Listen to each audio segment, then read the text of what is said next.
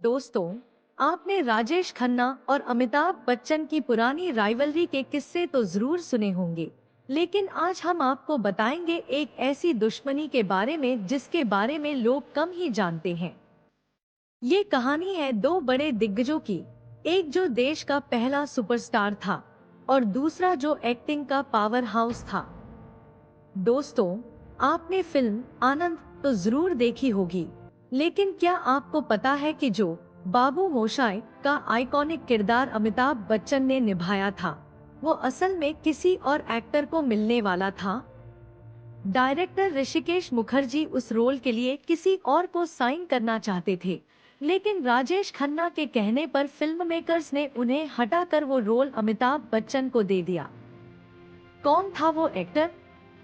जी हाँ, वो एक्टर थे संजीव कुमार, जिन्हें आज हम और आप ज्यादातर शोले के ठाकुर साहब के नाम से जानते हैं।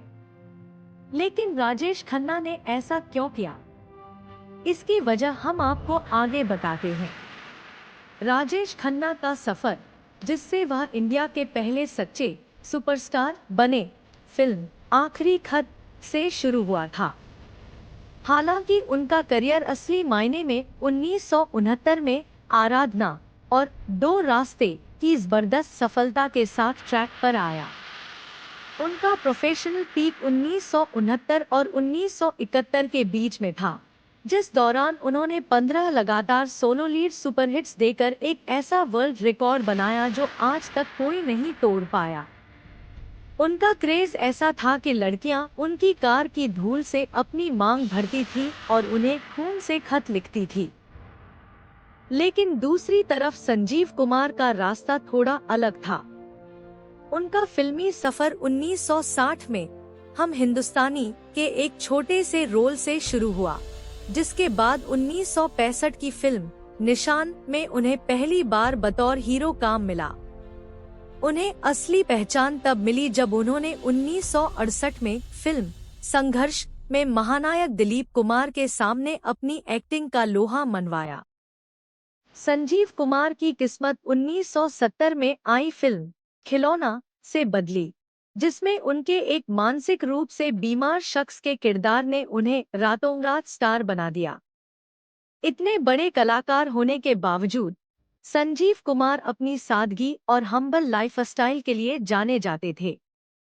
जहां दूसरे स्टार्स अपने हीरो इमेज को लेकर फिक्रमंद रहते थे, वहीं संजीव कुमार एक ऐसे सच्चे कलाकार थे जिन्हें अपनी उम्र से बड़े किरदार निभाने में कभी कोई परहेज नहीं था। सेट्स पर वो किसी नखरेबाज सुपरस्टार के बिल्कुल उलट थे, एक ऐसे जमीन से जुड़े इंसान जो डायरेक्टर से लेकर स्पॉट बॉय तक सबको बराबर की इज्जत देते थे। उनका यही शांत भरोसा और ईगो का ना होना उन्हें भीड़ में सबसे अलग बनाता था। यही वो वक्त था जब राजेश खन्ना की सक्सेस ने उनमें थोड़ा सुपरस्टार ईगो भर दिया था। वो सेट्स पर अक्सर काफी लेट आया करते थे और उन्हें लगता था कि उनका नाम ही फिल्म हिट कराने के लिए काफी है। इसी एटीट्यूड की वजह से उनके रिलेशंस कई प्रोड्यूसर्स और कोस्टार्स के साथ खराब होने लगे थे। जब आनंद की कास्टिंग हो रही थी, तब राजेश खन्ना को डर था कि संजीव कुमार की पावरफुल एक्टिंग उन्हें पर्दे पर ओवरशैडो कर देगी।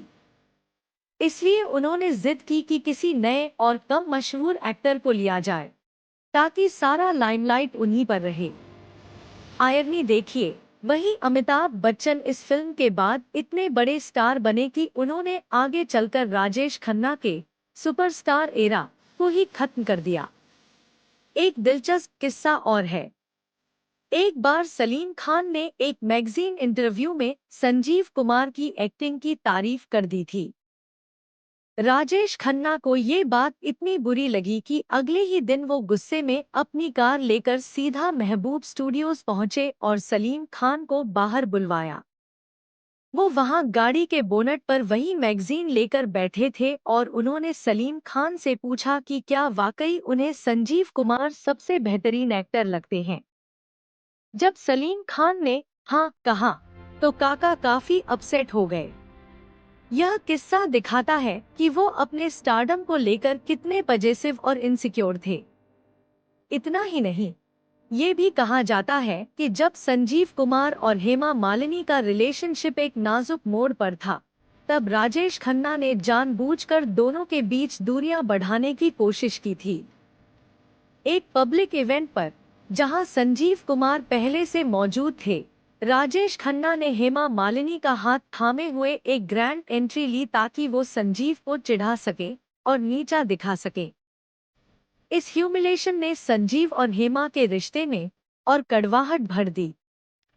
इनकी दुश्मनी का क्लाइमेक्स 1974 की फिल्म आपकी कसम के सेट्स पर दिखा।